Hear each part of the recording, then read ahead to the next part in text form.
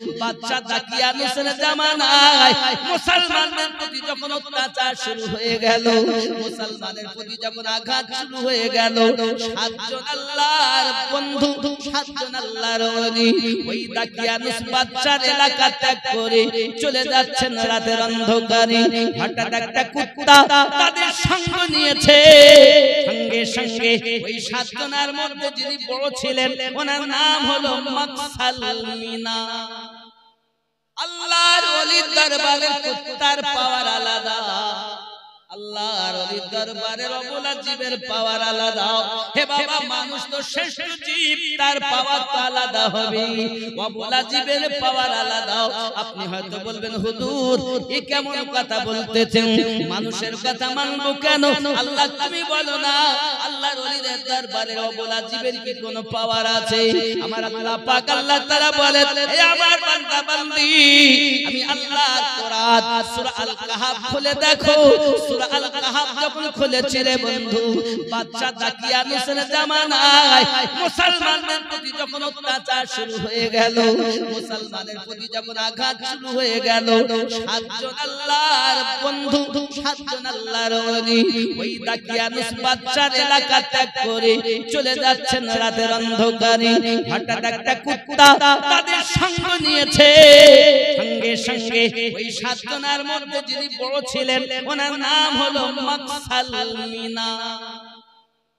নাম বললাম মাকসাল মিনা। ইয়ামলিখা বাইনুনাস জনওয়ানাস শারিনুনাস, এই করে সরকারে আলা হযরত কানজুল ইমানের ভিতরে সাতজন আল্লাহর ওলির কথা বলেছেন। হে বাবাজি আমার, এ সোনা মানিকেরা ভালো করে বুঝে নেন, যদি কোন ব্যক্তি এই সাতজন ব্যক্তির নাম লিখে তাদের ঘরের দরজায় টাঙিয়ে রাখে, কারণ জাদু কখনো বাড়িতে কাজ করবে না।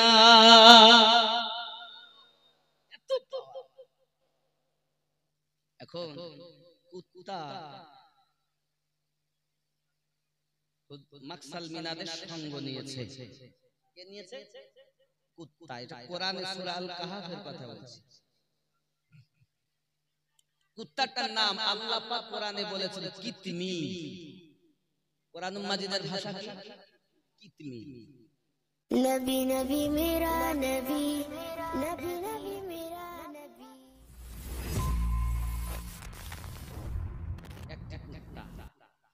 কুত্তা দেখে মাকসাল মিনা বলছেন, হুজুর বলছেন, তোর স্বভাব হলো ডাকা ডাকি করা, তুই মানুষ দেখলি ডাকিস, আর তোর ডাক শুনলেই অচেনা অজানা মানুষ দেখলে কুত্তা ডাকে কি ডাকে না?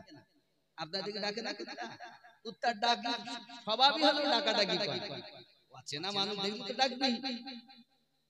কুত্তা যখন সঙ্গ নিয়েছে, মাকসাল মিনা বলছেন, আরে তুই কুত্তা আমাদের সঙ্গে যা যা পালা। কুত্তা ডাক দেয় আর বলে, আমার মালিক, আপনার কাছে আমার আরজি, আমার একটু জবানটা খুলে দেন, আমি আপনার বন্ধু মাকসাল মিনার সঙ্গে একটু কথা বলি। আমার আল্লাহ পাক জবান দিলেন, ওই কিতমির কুত্তা জবান খুলে কথা বলতেছে, ওগো আল্লাহর ওলি, ওগো আল্লাহর বন্ধু মাকসাল মিনা, ওগো ইয়ামলিখা, ওগো বাইনুনাস, ওগো জনওয়ানাস, ওগো শারিনুনাস, শুনে রেখে দেন আপনারা, আমি নামে কুত্তা, কিন্তু আমি আপনাদেরকে দেখে ডাকাডাকি করব না, আমি আপনাদের বেয়াদবি করব না, আমাকে maaf করে দিন। বোঝা গেল কুত্তা বলে আমি ডাকাডাকি করব না, বেয়াদবি করব না, আর এরা মানুষ হয়ে আল্লাহর ওলিদের বদনাম করে। বোঝা গেল সূরা আল কাহাফে ওই কুত্তা কিতমির কত দামি, আল্লাহ জান্নাতি বলে ঘোষণা দিয়ে দিলেন, আর মানুষ হইয়া আল্লাহর ওলিদের চিনতে পারে না, আল্লাহর ওলিদের বদনাম করে বেড়ায়। ওই আমার জওয়ান যুবকেরা হাত ধরে বলি, রে বাবা, যদি বাঁচতে চাও আল্লাহর ওলিদের বেয়াদবি করো না, কারণ আল্লাহ পাক জানিয়েছেন, যারা আমার ওলি বান্দার সঙ্গে আপনার কিনা বদনামি করে, দুর্নামি করে, দুশমনি রাখে, আমি আল্লাহ তাদের সঙ্গে জিহাদের ঘোষণা দিলাম। এমন কোন ব্যক্তি আসেননি আল্লাহর সঙ্গে যুদ্ধ করবে বাবা। ওই মাকসালমিনাকে ডাক দিয়ে কুত্তাতে বলতে চাই, আল্লাহর বন্ধু আমি আপনাদের বিয়াদবি করব না, আমি আপনাদের বিয়াদবি করব না, আমি ডাকাডাকি করব না, বরং আমি আপনাদের খেদমতে থাকব। আমার মনের ইচ্ছা আপনারা আপনাদের খেদমত থেকে আমাকে সরাবেন না। এই জন্য বলা হয়েছে এক জামানা সোহবতে বা আউলিয়া বেহতর আসদ সালিহ তাআত বেরিয়া। এক মুহূর্ত আল্লাহর ওলিদের সঙ্গ দেওয়া এক বছর বেরিয়া ইবাদত করার থেকে সওয়াব বেশি বেশি।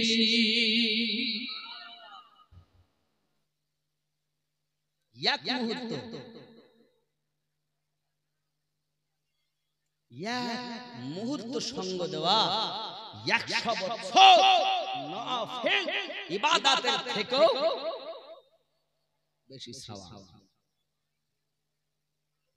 আল্লাহ আব্বাজি আমার সোনা মানিকেরা, আমি আপনাদের বোঝাতে চাচ্ছি এখন আল্লাহর ওলিদের বিয়াদবি করলেন না, শুধু এতটুকু নয়, তারা 7 জন একটা গুহার ভিতরে ঢুকেছেন আর দরজার মুখে ওই কুত্তা হাঁটুতে 2 সম্মুখে পা দিয়ে আপনার কিনা শুয়ে পড়েছেন।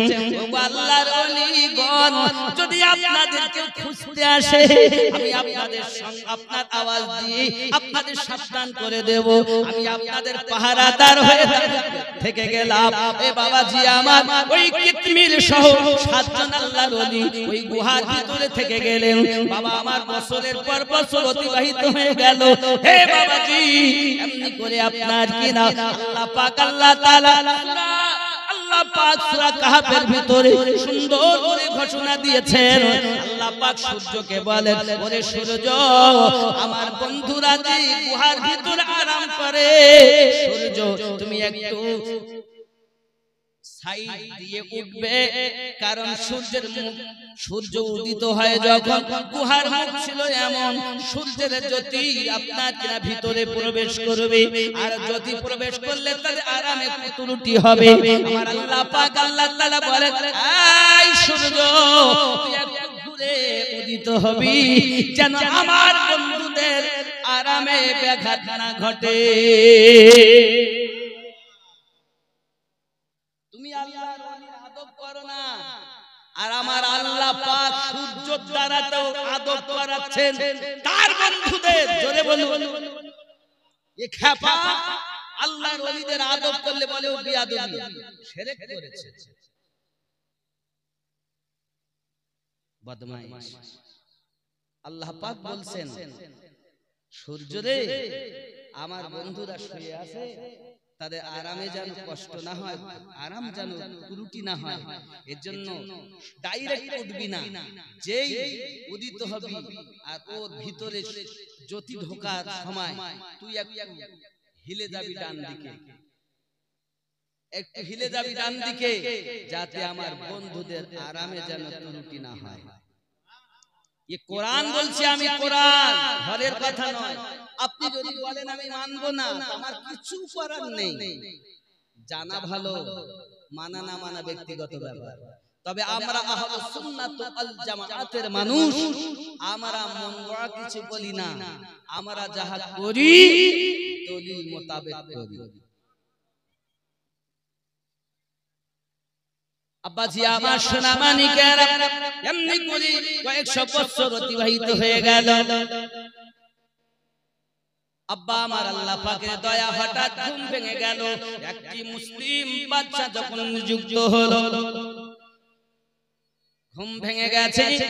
এখন মাকসালমিনা হলো ওদের ভিতরে সবার থেকে বয়স বেশি। সবাই বলেন, হুজুর ক্ষুধা তো লাগবে, মনে হচ্ছে কালকে ঘুমিয়েছি আজকে উঠতেছি। কত বছর যাচ্ছে জানেন? 300 বছর পার। জোরে বলুন, কত বছর? আরে বাবা, 50 বছর পরে এই জায়গার হালাত কি ছিল 50 বছর আগে, এখন কি হয়েছে নাকি? আর সে তো 300 বছর অতিবাহিত হয়েছে। তাহলে সেই অবস্থা, এলাকার অবস্থা কি? যে জায়গায় শহর ছিল সে শহর নাই, যে সব ময়দান মাঠে সব উলট পালট। তারা মনে করছে কালকে ঘুমিয়েছি, রাতটুকু গেছে আজকে দিনের বেলা। আর তারা চোখ খুলে বাইরে বেরিয়ে আর কিছু চিনতে পারছে না। দেখে গেলাম হয়ে গেল। আর আল্লাহ পাক বলেন আমার বন্ধুরে, ও আল্লাহর বান্দা বান্দি, আমার মা খালা, আমার আব্বা ভাইরা শুনে নিন, আল্লাহর ওলিরা ঘুমিয়ে গেছেন, বুঝতে পারেন না 300 বছর পার হয়ে গেল। আমার আল্লাহ পাকের নেক বান্দা বান্দি কবরে যখন দেওয়া হবে, এমন ঘুম পাইয়ে রাখবেন, হাজার হাজার বছর অতিবাহিত হবে, তারা বুঝতে পারবে না।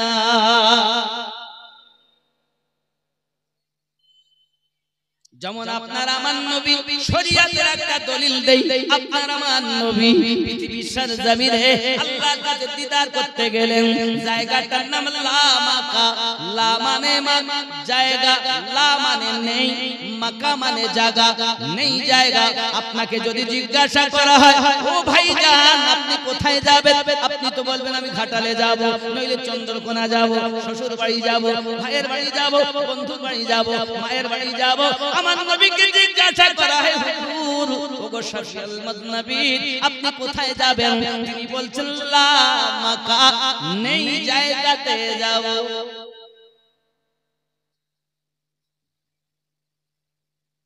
কেমন গেলেন? উযু করেছেন, হুজুর পানি গড়তেছে, শিকল লাগিয়েছেন, শিকল নড়তেছে। আবার গেলেন কোথায়?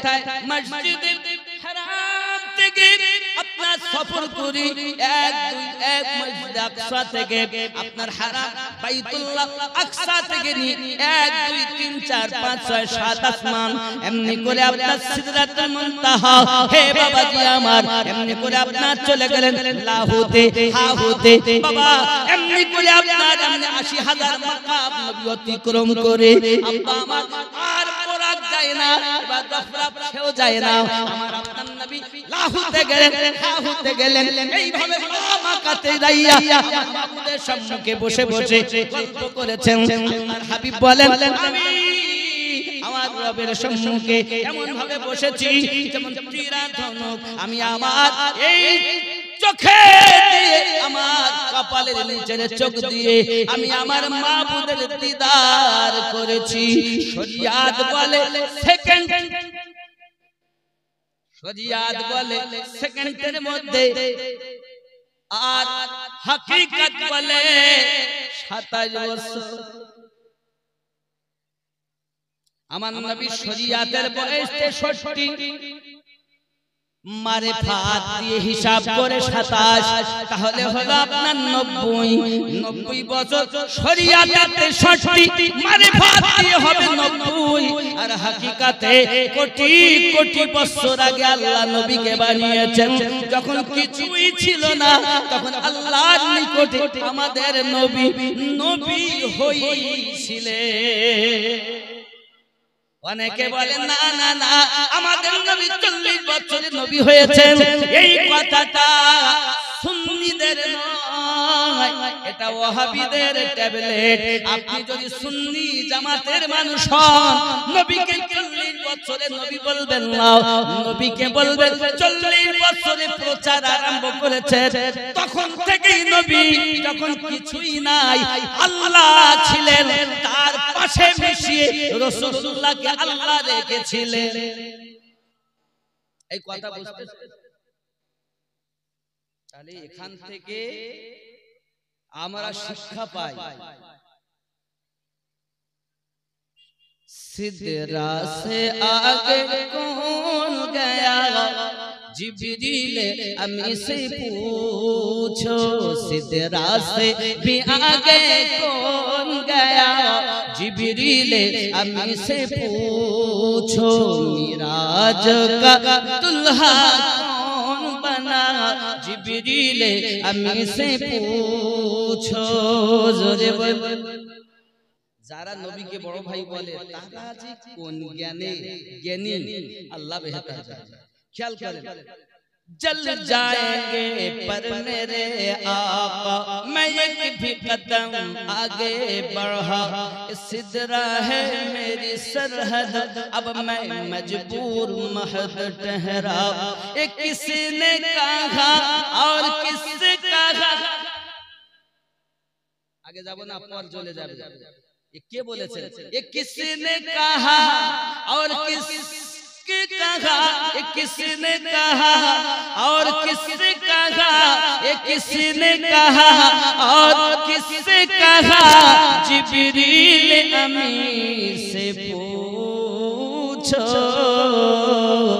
सिदरा से भी आगे कौन गया जिब्रील अमीर से पूछो मिराज का दुल्हा कौन बना जिब्रील अमीर से पूछो হুজুর আমি আগে যাব না কেন আমার ডানা দুলে যায় মানে খেয়াল করুন আহলে সুন্নাত ওয়াল জামাতের আকীদা আমার নবী পাককে আল্লাহ সৃষ্টি করেছেন তিনটি রূপ দিয়ে কয়টি আরো জোরে বলেন কয়টি তিনটি এক হাকিকতে আল্লাহর রাসূল যে কি আল্লাহই ভালো জানে এটা নবীর এক নাম্বার দুই নাম্বার রূপ মালিকের রূপ তিন নাম্বার রূপ হলো বাশারিয়াতের রূপ মানে বাশারিয়াত বলতে আপনারা এই কারেন্টে এই যে তারের মধ্যে কারেন্ট বিজলি আছে না বাবা কারেন্ট আছে না না নেই আছে না কারেন্ট আছে আচ্ছা ওই তারে যদি আপনি এখন দিয়ে হাত দেন তা আপনাকে শর্ট লাগবে লাগবে না হাত দেন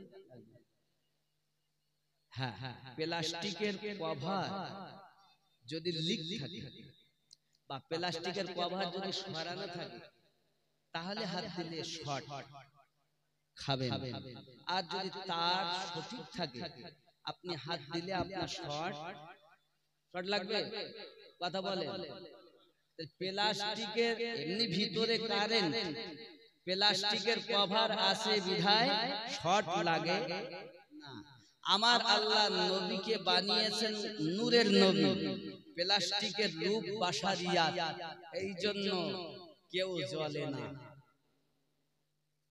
সেই হালাতে আল্লাহ আমার নবীকে দেখালেন ফেরেশতাদের সঙ্গে দিলেন দুই নাম্বার যে রূপের কথা বলা হয়েছে মালিকি রূপ মানে ফেরেশতাদের রূপ জিবরাইল মিকাইল ইসরাফিল ইসরাইল যে নূর আল্লাহ দিয়ে বানিয়েছেন সমস্ত প্রথম দ্বিতীয় তৃতীয় চতুর্থ সপ্তম আসমান পর্যন্ত সব মালাইকা ফেরেশতা নবীও ছিলেন মালিকি রূপের অধিকারী আল্লাহ ক্ষমতা দিয়েছেন নবী তাদের সঙ্গে চলছেন কোনো অসুবিধা নাই কারণ ফেরেশতারাও যে নূর পেয়েছেন আমার নবীর মালিকি রূপের সাদকা পেয়েছেন তিন যেটাকে এক নাম্বার রূপ বলা হয়েছে সেটি হলো হাকিকাতের রূপ জিবরাইল আমিন বলেন হুজুর আপনি আমার মতো না যে আপনাকে বাধা দেব আমিও আপনার মতো না যে সঙ্গে যাব তা জিবরাইল যদি নবীজিকে নিজের মতো না ভাবে এই বেটারা কেমন করে বলে নবী আমাদের মতো কথা কি বলা যায় আমাদের মতো নবী বলা যায় ওরা দলিল দিচ্ছে আল্লাহ কোরআন শরীফে বলেছেন কুল ইন্নামা আনা বাশারুম মিসলুকুম ইউহা ইলাইয়া নবী আপনি বলে দেন আমি তোমাদের মতো মানুষ আচ্ছা কুল ইন্নামা আনা ইন্না তাকিদ করেছে কার উপরে মিসলুকুমের উপরে মিসলুকুম মানে মতো তোমাদের মতো এখন মনে করে এই মতটাকে বোঝানোর জন্য একটা যুক্তি দিব আমি তিন বন্ধু রাস্তা দিয়ে যাচ্ছে যেতে যেতে যেতে যেতে একজন বন্ধু তার হাত থেকে আংটি বার করেছে করে বলছে বাবা তোর আংটি তো খুব সুন্দর দেখাচ্ছে কই দেখি একজন বলছে তোর আংটি তো খুব ভালো একদম সোনার মতো এর দাম নিশ্চিত 14-15 হাজার টাকা হবে আর একজন তখন বলছে কই দেখি দেখি আংটিটা দেখি সেটা খুলে দিতে সত্যি আংটিটার নকশা খুব সুন্দর। 14-15 হাজার না হলে 10-11 দাম বটে। ভালো করে বুঝে নেন। এখন ওই রাস্তা দিয়ে যাচ্ছে, এমন সময় তাদের চতুর্থ বন্ধু একজন, সে আবার স্বর্ণকার। এই কি ব্যাপার, তোরা কি আলোচনা করছিস? হচ্ছে একটা আংটির ব্যাপার ছিল রে, দেখবেন ভাই এটা কি নকশাটা তো খুব ভালো রে, খুব ভালো নকশা, আংটিটা ভালো, একদম সোনার মতো। তখন ওরা বলতেছে তাহলে কি এটা সোনা না? যদি সোনা না হয় তাহলে এর দাম 400-500 হবে। আর একজন বলছিল না, যদি সোনা না হয় 200-300 হবে। যে বলেছিল 14-15 সে কত বললো 400-500, যে বলেছিল 10-11 সে কত বললো 200-300। দাম কত ছিল? সোনা ভেবে বলছিল, আর শুধু স্বর্ণকার বলেছে সোনার মতো। তাহলে একটি আংটি মতো বলাতে যদি 14-15 হাজার থেকে 4 পয়সা আসতে পারে, আল্লাহ পাক বলছেন ইন্নামা আনা বাশারুম মিসলুকুম, মতো তোমাদের মতো, বলেনি তোমরা যেমন নবী তাই, তোমাদের মতো। আল্লাহর নবী মানুষ, আমরাও মানুষ। পার্থক্য দুনিয়ার কোন মানুষের সঙ্গে নবীর তুলনা করা যাবে না। যারা তুলনা করে এটাই কুফরি। কথা বুঝতে পারেন?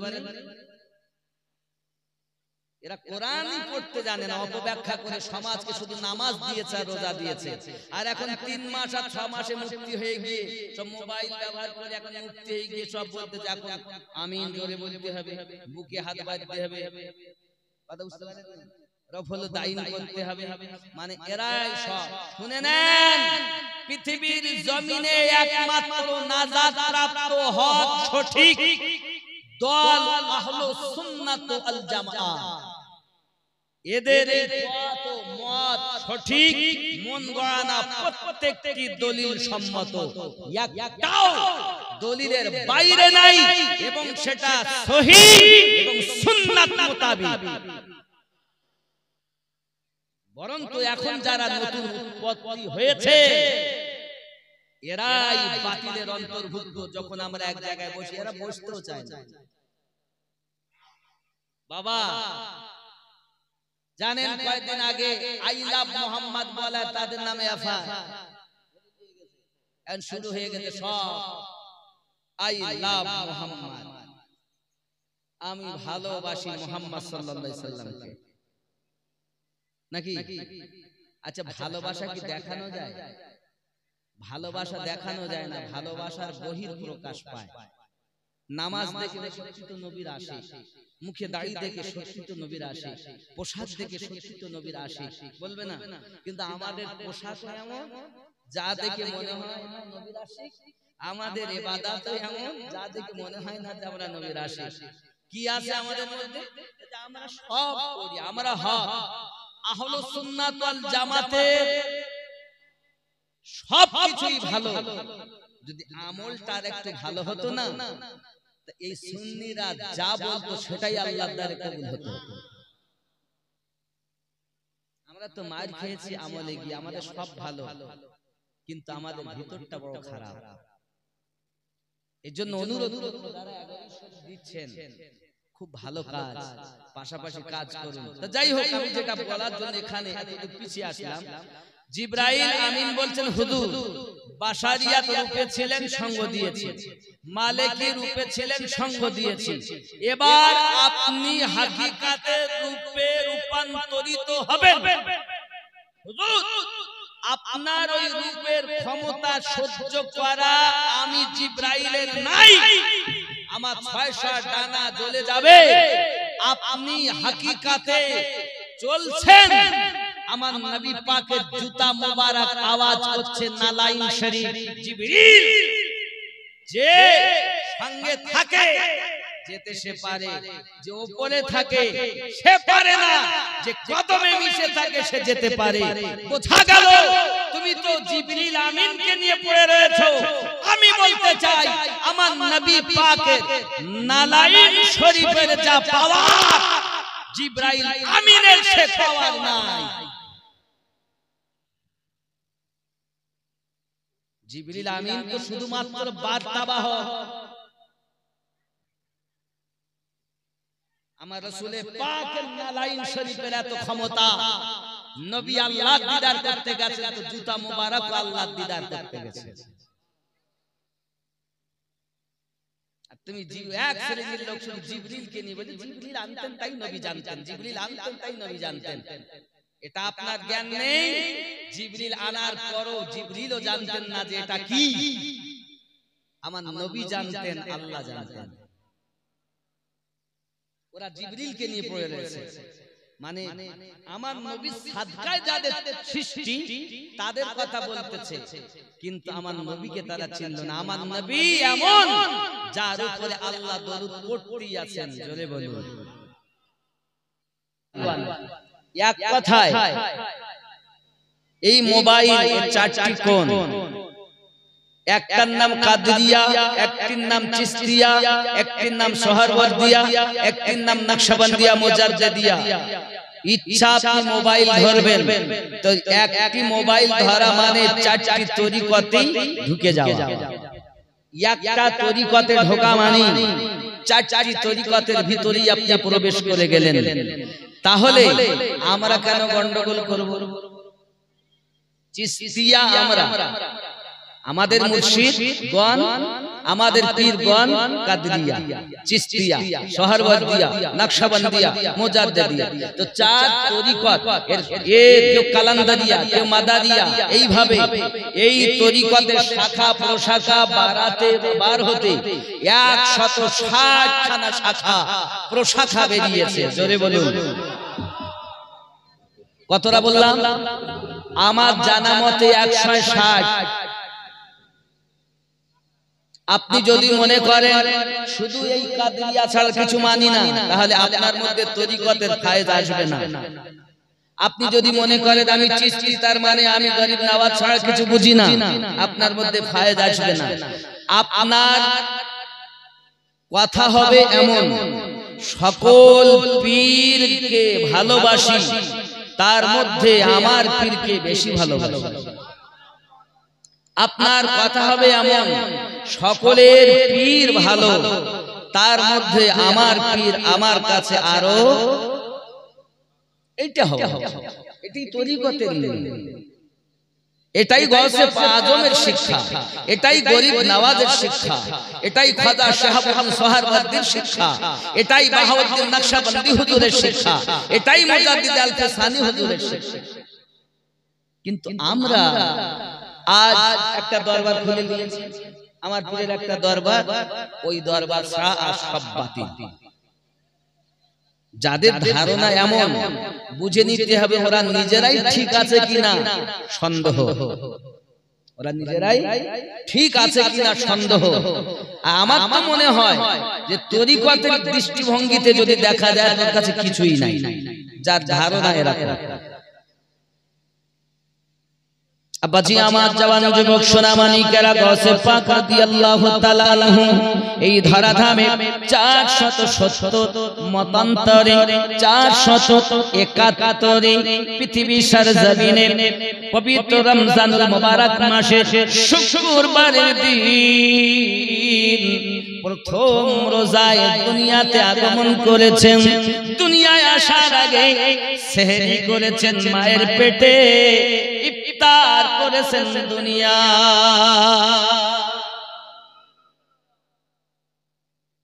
এমন সেহরি মায়ের পেটে, ইফতার দুনিয়া।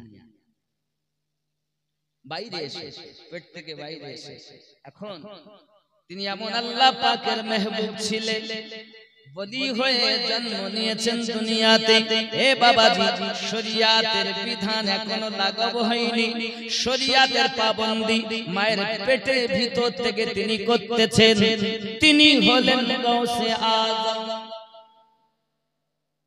গাউসে আজম বলে, কোন মুসিবতে, কোন বিপদে যদি আমাকে কেউ স্মরণ করে, আমি তৎক্ষণাৎ তার মুসিবতে হাজির হয়ে যাই।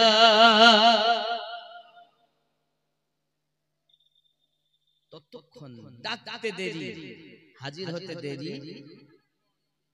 আল্লাহ পাক আমাকে এত ক্ষমতা দান করেছেন, কোন সপ্তাহ, কোন মাস, কোন বছর আমার কাছে ধর্ণা না দিয়ে দুনিয়ায় অবতীর্ণ হয় না। কোন মানুষের রুজি দুনিয়ায় আল্লাহ পাক বন্টন করবেন, আল্লাহ পাক দিবেন নবী পাকের মাধ্যমে। আমি গাউসে আজম না হয়ে কোন মানুষের কাছে কোন রুজি বন্টন হয় না।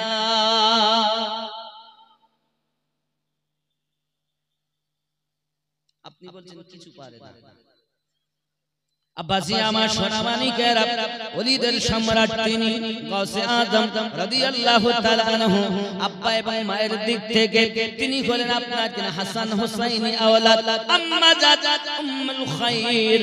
হে বাবাজি আমার জব্বার সালামুল্লাহি আলাইহা রাহমাতুল্লাহি আলাইহা, তিনি ছিলেন দুনিয়ার জমিনে কোরআন মাজিদের হাফেজা। আল্লাহর ওলি গাউসে আজম দুনিয়ায় আগমন করেছেন 17 পারা কোরআন মাজিদ মুখস্থ করে। ऐसा कोई माय का लाल हो तो बताओ, মায়ের পেটে কোরআন মাজিদের হাফেজ। তরিকত তো পেয়েছি, ষষ্ঠ পীরও পেয়েছি। আব্বাজি আমার সোনা মানিকেরা, গাউসে আজম আমরা তাকে ভালোবাসি বাবা। খেয়াল করুন, গাউসে আজমের কাছে একজন ব্যক্তি এসে হাজির হয়েছে। কিভাবে হাজির হয়েছে? তার বিয়ে হয়েছে একটি মেয়ের সঙ্গে। মায়েরা ভালো করে শুনুন, মেয়েটা যেই কিনা আপনার প্রথম রাত স্বামীর কাছে যখন গিয়েছেন, স্বামীকে দেখেছেন, দেখার পরে কান্না শুরু করে দিয়েছে। আয় আল্লাহ, আমার কি অবস্থা হয়ে গেল। স্বামী বলতে যে কি ব্যাপার বিবি, আজ বিয়ে করে বাড়িতে এসেছো, তুমি ইচ্ছা প্রকাশ করেছো বলে তো বিয়ে হয়েছে, তবে তুমি কান্না করছো কেন? স্বামী, আমার মনে ইচ্ছা ছিল আমার স্বামী হবে কোরআন মাজিদের হাফেজ, পাঞ্জেগানা নামাজি, কিন্তু আপনার ঘরে আসার পরে জানলাম আপনি কোরআন মাজিদের হাফেজ নন। এই জন্য আর আমাদের ঘরের মায়েদের চিন্তা, আমার স্বামী নায়ক হবে, নায়ক।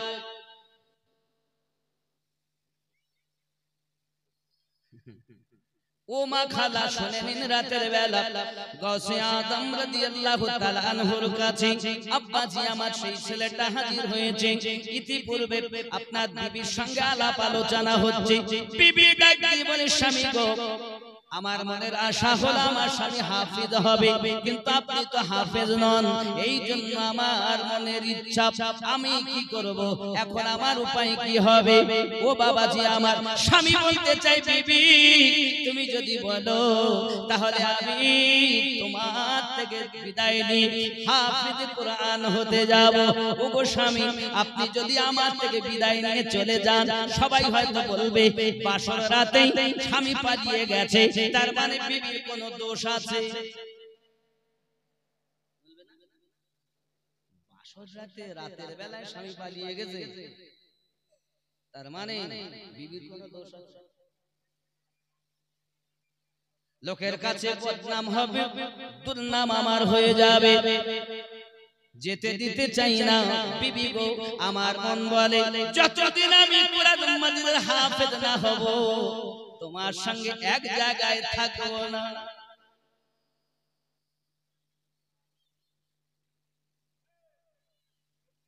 কথোপকথন হলো, স্ত্রী কান্না করে আর বলে স্বামী এমন কথা বলবেন না, লোকের কাছে আমি বদনামি হব, আমি লোকের কাছে দুর্নামি হয়ে যাব, এমন কথা আপনি বলবেন না বিবি না। মনে যখন তোমার ইচ্ছা স্বামী হাফেজ হবে, আমি হাফেজ কোরআন হয়ে দেখাবো।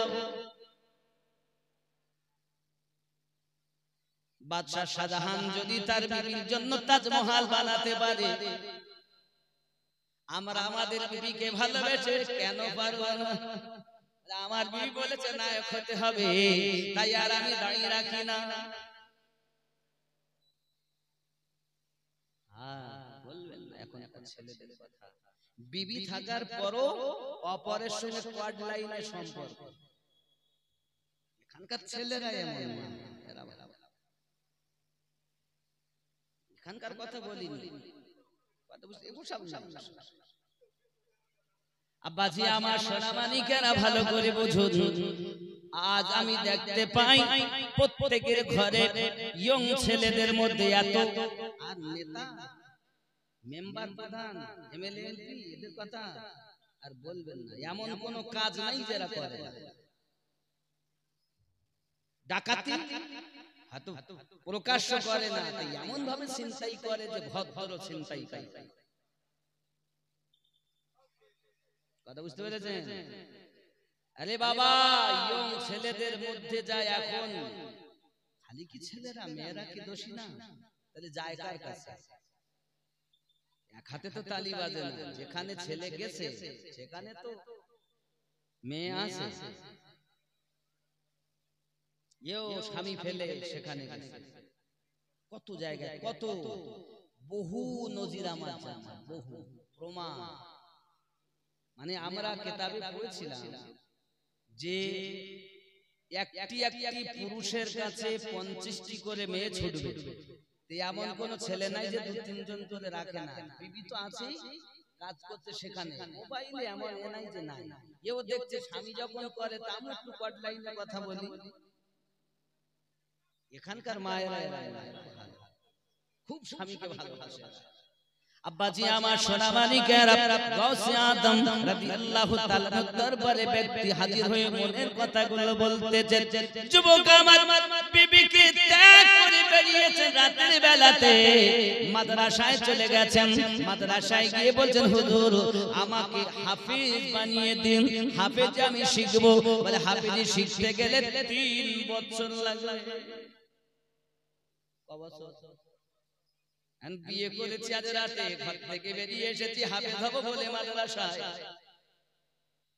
কি মগের মূল্য মনে হয় দিলাম আর হয়ে গেল।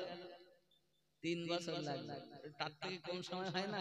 তোমার মাদ্রাসায় থাকবে না, আর এক মাদ্রাসায় গেছে। হুজুর হাফেজ সাহেব দয়া করে আমাকে হাফেজ বানিয়ে দিন। বাবা কম করে 2 বছর লাগবে। এতদিন তো আমি আমার বিবি ছেড়ে থাকতে পারবো না, এই চিন্তা ভাবনায় আপনার কিনা চলেছেন, রাস্তায় যাচ্ছেন। যেতে যেতে যেতে যেতে একজন দরবেশের সঙ্গে দেখা। দরবেশ সাহেব বলে এই নতুন বর, হাতে মেহেদি এলে নতুন বর কি ব্যাপার? আপনি আমাকে চেনেন? চিনি মানে নতুন বর, ঠিক আছে তাহলে হুজুর বলুন আমার এই ঘটনা কি করা যায়? বলে আমি তোমাকে বলি বাগদাদে চলে যাও। কোথায় যাবে? বাগদাদে চলে যাও, গৌসে আজমের কাছে চলে যাও, গৌসে আজমের কাছে চলে যাও। হে বাবাজি আমার চলে গেলেন বাগদাদে যাইয়া, তিনি বলতেছেন গৌসে আজমের ঠিকানায় পৌঁছালেন। গৌসে আজম এমনি করে আপনার কিনা বলছেন হুজুর আমি হাফেজে কোরআন হব বলে এসেছি। বলে হাফেজ হতে গেলে তো সময় লাগবে। কত? তো 6 মাস। হুজুর তার থেকে একটু আগে হয় না? 3 মাস। হুজুর তার থেকে আগে হয় না? 2 মাস। তার থেকে একটু আগে হয় না? 1 মাস।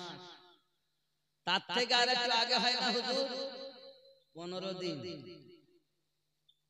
তার থেকে আগে হয় না? তাতে উযু করে আয়,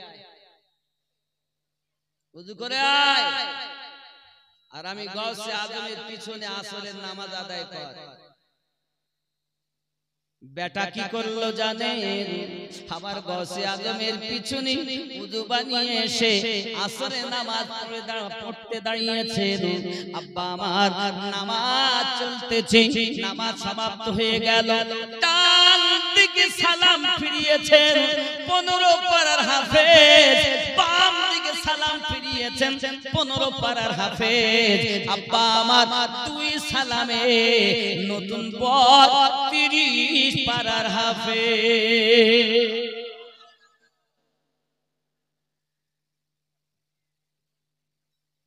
तूने पियालों से मैंने पी निगाहों से,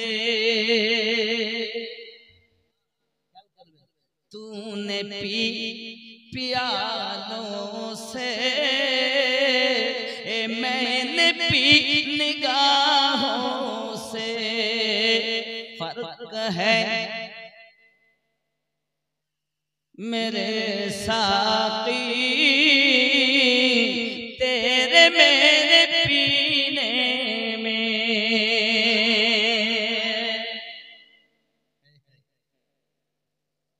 याद मुस्तफा ऐसी बस गई है सीने में, जिस्म हो कहीं अपना दिल तो है मदीने में। जोरे बोल हाय हाय। मेरे कमली वाले का घर तो है मदीने में, मेरे कमली वाले का घर तो है मदीने में। हाँ मगर वो रहते हैं मोमिनों के सीने में। याद मुस्तफा ऐसी बस गई है सीने में।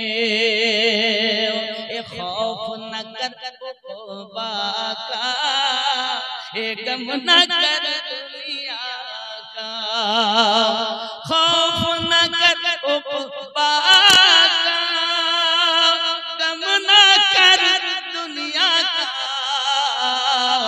नाम मुस्तफा लिख कर डाल दो सफीने में। याद मुस्तफा ऐसी बस गई है सीने में। तूने पियालों से मैंने पी निगाहों से, तूने पियालों से मैंने पी निगाहों से। फर्क है इतना साकी तेरे मेरे पीने में। निगाहे वली में वो तासीर देखी, बदलती हजारों की तकदीर देखी। जोरे वो अब्बाजी আমার রাতে ঘুরে ঘুরে দিনের বেলা গৌসে আজমের কাছে আসরের নামাজ কোরআনের হাফেজ বাড়ি গেলেন। জোরে বলে বিবিরে যে কোরআনের হাফেজ হতে 3 বছর হাফেজরা বলেছে গৌসে আজমের কাছে গেছি আমি 4 রাকাত আসরের নামাজে হাফেজ হয়ে গেছি। আপনার আমার গৌস এমন ছিলেন, গৌসে আজম এমন ছিলেন। হে বাবাজি আমার নিগাহে ওলিতে তাসির দেখা গেছে, মুহূর্তের ভিতরে তাকদীর বদলিয়ে দিয়েছে। জোরে বলুন। গৌসে আজমের দরবারে এক লোক ছিল, সে এসেছে দরবারে কাজ করে, শেখ আফিফ তার নাম। কাজ হুজুর কাজ দিয়েছেন, এক কাজ কর, যত খাদেম আসবে সব লোটাই করে পানি ঢেলে দেবে, উজু বানাবে। তাহলে আমরা কি বলি? লোটাকে বদনা বলি, বদনা বলি। তো বদনা নাম আস্তে আস্তে হয়ে গেল বদনাওয়ালা বাবা। বদনাওয়ালা বাবা যে আসে উজু বানায়, উজু করে, বদনাওয়ালা বাবা নাম হয়ে যায়। এখন অনেক দিন হয়ে গেছে, দরবারে আসে 4 বছর। রাতে আসে চোর, সকালে কুতুব হয়ে যায়। কত বদমাশ মানে খারাপ মানুষ আসে, ইমানদার হয়ে যায়, আল্লাহওয়ালা হয়ে যায়, ওলি গৌস আবদাল কুতুব করে হুজুর দরবার থেকে বিদায় দেন। ওনার দরবারের কথা বলবো, উনি যখন ওয়াজ নসিহত করতেন, ওনার মেহফিলে যতই কম মানুষ হোক, তাও 60 থেকে 70 হাজার মানুষ হতেন ওনার দরবারে। খালি 4000 আলেমদের বসার জায়গা ছিল। উনি গৌসে পাক এমন ছিলেন, উনি একটি আয়াতে 40 রকমের ব্যাখ্যা করতেন। কত রকম বললাম? 40 প্রকারের মানে করতেন, ব্যাখ্যা করতেন, তাফসীর করতেন। এত বড় তাফসীর তিনি আলেম ছিলেন, ওলিয়ে কামেল ছিলেন। আজকাল তো অনেক ওলি আছে কিন্তু আলেম না, আছে না নাই? কিন্তু তিনি আলেমও ছিলেন, ওলিও ছিলেন। এমন ওলি মায়ের পেট থেকে ওলি। আব্বাজি কারামাত সবথেকে বড় এটা। গাউসে পাকের দরবারে এই 60 অথবা 70 হাজার মানুষ আপনার যে দেখা গেল আসতেন, কিন্তু সামনের লোক যেমন আওয়াজ শুনতেন, পিছনের লোক তেমন আওয়াজ শুনতেন। আমাদের মাইক লাগে তাই শুনতে পাই, আর বিনা মাইকে সকলের কানে আল্লাহ পাক গাউসে আজমের বক্তব্যকে ওয়াজ ও নসিহতকে পৌঁছে দিতেন। নিকটে যেমন শুনে, আচ্ছা পিছনের লোক তেমন শুনতে পাবে? আমি যদি খালি মুখে বলি, এ তো মাইক বলে আপনারা, কিন্তু আমি খালি মুখে যদি বলি, আপনারা কাছে যত দূরের লোক শুনতে পাবে। এটা আমার গাউসে আজমের আলাদা একটা কারামাত ছিল। আমরা পীরও পেয়েছি গাউসে আজম। আব্বাজি এখন তাফসীর কারক তো দুনিয়ায় অনেক এসেছে। যেমন একজন তাফসীর করেছেন পৃথিবীর জমিনে, কিন্তু তাফসীর করেছেন তিনি বিনা নোক্তা দেননি, কোরআন শরীফের তাফসীর লিখেছেন।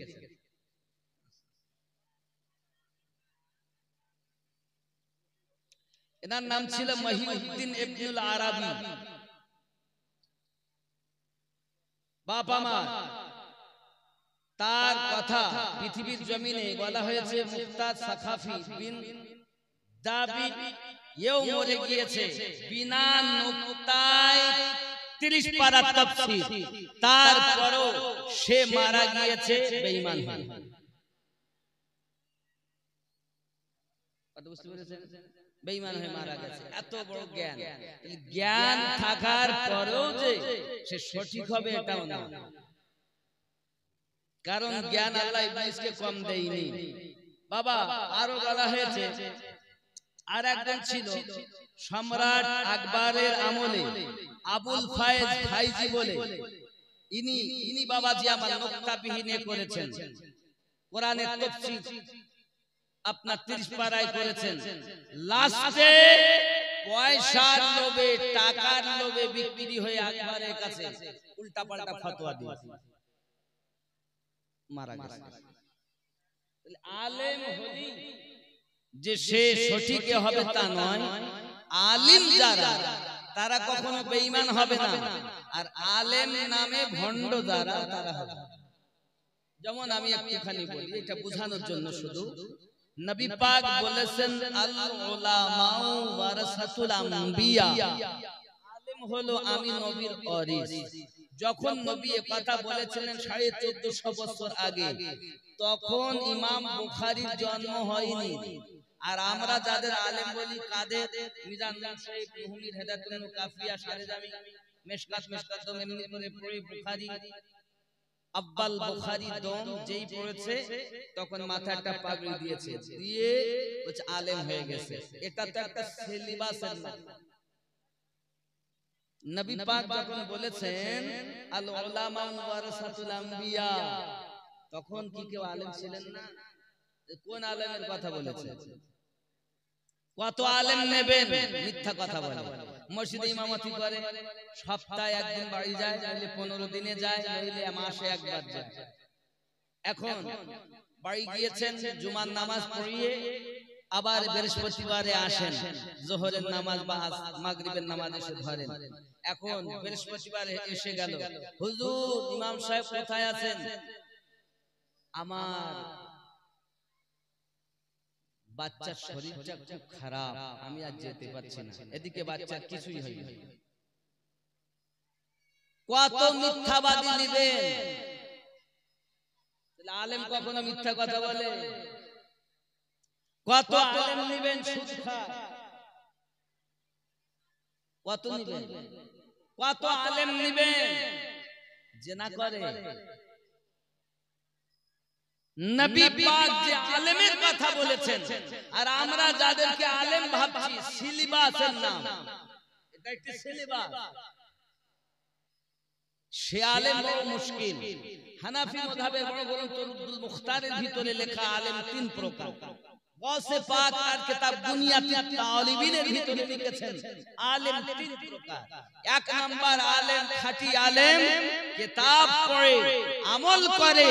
ওই আলেমটা যদি কোন গ্রামে যায়, তার কদমের বরকতে কবরে আযাব 40 দিনের জন্য মাফ।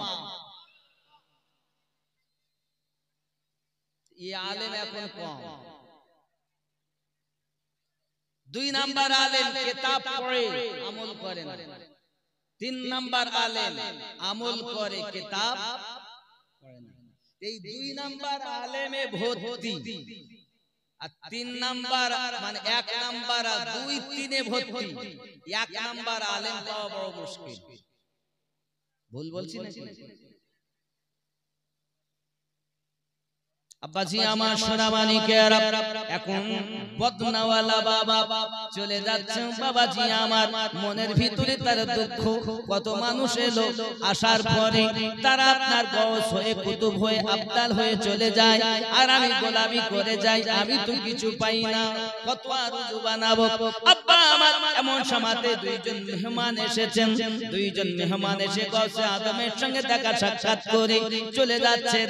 এ বেটা বদনাওয়ালা বাবা, তিনি আপনার লুকিয়ে লুকিয়ে তাদের সঙ্গ নিয়েছেন। বলছেন বাবা দরবেশ সাহেব জি, আমি আপনাদের সঙ্গে যাব। আপনি যাবেন? কোথায় নিয়ে যাব আপনাকে? আমি যাব। এখন বাবা আমার বদনাওয়ালা বাবা, ওরা তো 2 জন জানে না যে বদনাওয়ালা বাবা এসেছিল, আমাদের মতো কেউ হবে, যাবে চলো।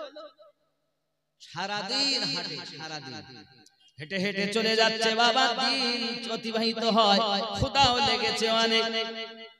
ও দরবেশ সাহেবরা, মনে হয় আপনাদের খিদে টিদে লাগে না মনে হয়? আমার তো বড় ভোগ লেগেছে, একটু খাবার ব্যবস্থা কিছু করেন। এক জায়গায় বসে ওই 2 জনের মধ্যে থেকে একজন দোয়া করেছেন, আর যেই দোয়া করেছেন আল্লাহ পাক 1 খানজার থালা আকাশ থেকে খাবার পাঠিয়ে দিয়েছেন। 3 জন আনন্দ করে খেয়ে নিয়েছে, আলহামদুলিল্লাহ। চলে বলুন না সুবহানাল্লাহ। আব্বাজি আমার যখন খানা খাওয়া হয়ে গেল, আবার সফর শুরু করলেন।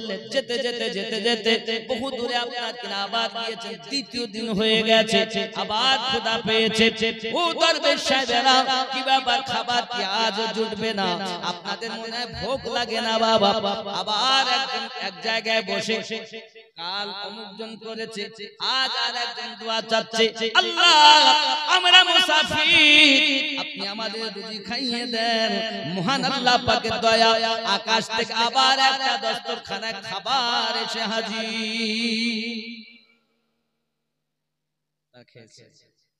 দ্বিতীয় দিনে খাওয়া হয়ে গেল।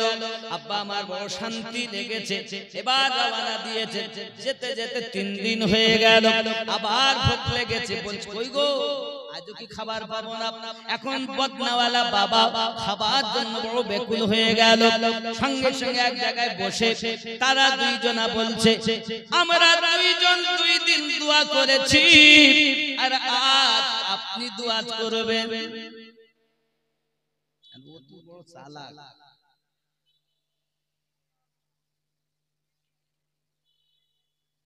কি দোয়া করবে? যা দোয়া চাচ্ছে, আল্লাহ এরা দুইজন যে ওসিলা দিয়ে দোয়া চেয়েছেন, আল্লাহ সেই ওসিলা দিয়ে আমি দোয়া চাচ্ছি, খাবার পাঠিয়ে দিন। আকাশ থেকে 2টো দস্তরখানায় খাবার এসেছে। জোরে বলুন না। প্রথম দিন একটা দস্তরখানা, দ্বিতীয় দিনে একটা, তৃতীয় দিন এ বেটা যে দোয়া চেয়েছে 2টো দস্তরখানা। এখন ওরা বলছে কি ব্যাপার? আমরা বললাম তুই একটা এলো আর তুমি ছেলে তো 2টো এলো, কার ওসিলাতে দোয়া চেয়েছো? ও তো জানে না। ও দেখছি কার নাম বলবো, কার কথা দিয়ে বলবো।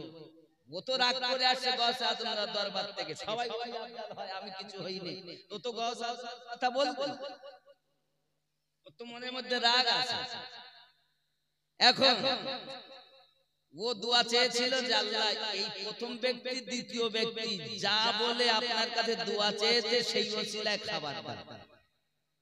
এরা বলছে হ্যাঁ গো, কার ওসিলা দিয়ে দোয়া চেয়েছেন নাম বলে। ওরা তো নাম বলিনি। এর তো মাথা খারাপ, চালাক। তখন এ বলছে আচ্ছা আমাদের মধ্যে দোয়া প্রথম কে চেয়েছে? আপনি আগে নাম বলুন। দ্বিতীয়বার কে চেয়েছে? আপনি। তাহলে আপনি আগে নাম বলুন, পরে আমি বলবো।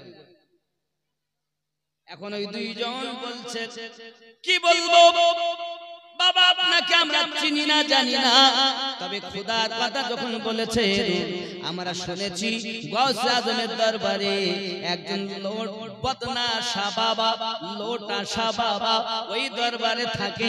যত মুরিদ আসে তার উঁচু বানায়া দেয়। শুনেছি তিনি বড় কামেল ব্যক্তি। আল্লাহর কাছে দোয়া চেয়েছে, আল্লাহ ওই বদনাশা বাবার ওসিলায় রুজি দান করো। আমাদেরকে মহান আল্লাহ পাক ওই বদনাশা বাবার ওসিলাতে রুজি দিয়েছে।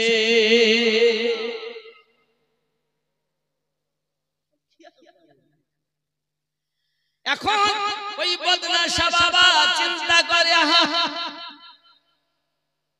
আমাকে তারা চেনে না, জানে না, বোঝে না, আমি তাদের সঙ্গ নিয়েছি আর আমার ওসিলা দিয়ে তারা দোয়া চায়। এই ব্যাপারটা তো বুঝে আসে না বাবা। এমন করে উনি চললেন, আপনার রওনা দিয়েছেন। আহারে কত বড় ভুল করেছি। আমাকে যে আল্লাহর ওলি গাউসুস সাকালাই মুশকিল কুশা আব্দুল কাদের জিলানী মেহবুবে সুবহানী রাদিয়াল্লাহু তাআলা নু এত বড় পাওয়ার কুতুবিয়াতের দরবারে আমাকে পাঠিয়ে দিয়েছেন, আমার তো জানা ছিল না। ওখানেই বসে কান্না শুরু করেছে। তাই তো বলি পাগলা কাদিস না রে গাছতলায়, বড় পীরের নাম নিলে আল্লাহ পাওয়া যায়। খেপা কাদিস না রে গাছতলায়, বড় পীরের নাম নিলে আল্লাহ পাওয়া যায়। খেপা কাদিস না রে গাছতলায়, আমার গৌসে আজমের নাম নিলে আল্লাহ পাওয়া যায়। বড় পীরের অনেক ঘটনা আমি কি করব বর্ণনা। এ গোশত খেয়ে মুরগা জিন্দা করে হাতের ইশারায়, বড় পীরের নাম নিলে আল্লাহ পাওয়া যায়। আমার বড় পীরের বহু শান, আমার বড় পীরের আছে অনেক ঘটনা, আমি কি করব বর্ণনা। চোরকে কুতুব বানানা চোখের ইশারায়, যায়, বড় পীরের নাম নিলে আল্লাহ পাওয়া যায়। পাগল কাঁদিস না রে গাছতলায়, কাঁদিস না রে বাসতলায়, এ গৌসে পাকের নাম নিলে আল্লাহ পাওয়া যায়। খেপা কাঁদিস না রে গাছতলায়, হুজুর পাকের নাম নিলে আল্লাহ পাওয়া যায়। আল্লাহুম্মা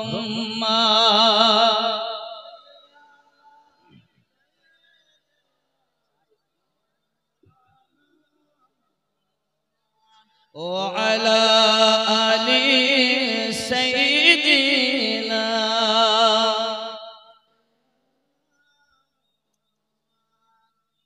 ज़ही इज़्ज़त इत्लाए मोहम्मद यार शहादत पाए मोहम्मद मक्का अर्श उनका फलक उनका मलक खादमान सराय मोहम्मद। खुदा की रज़ा चाहते हैं तो आलम खुदा चाहता है रज़ाए मोहम्मद।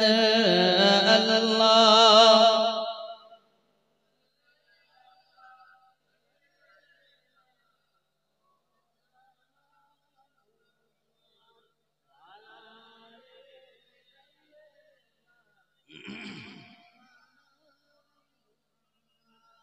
नबी नबी मेरा नबी, नबी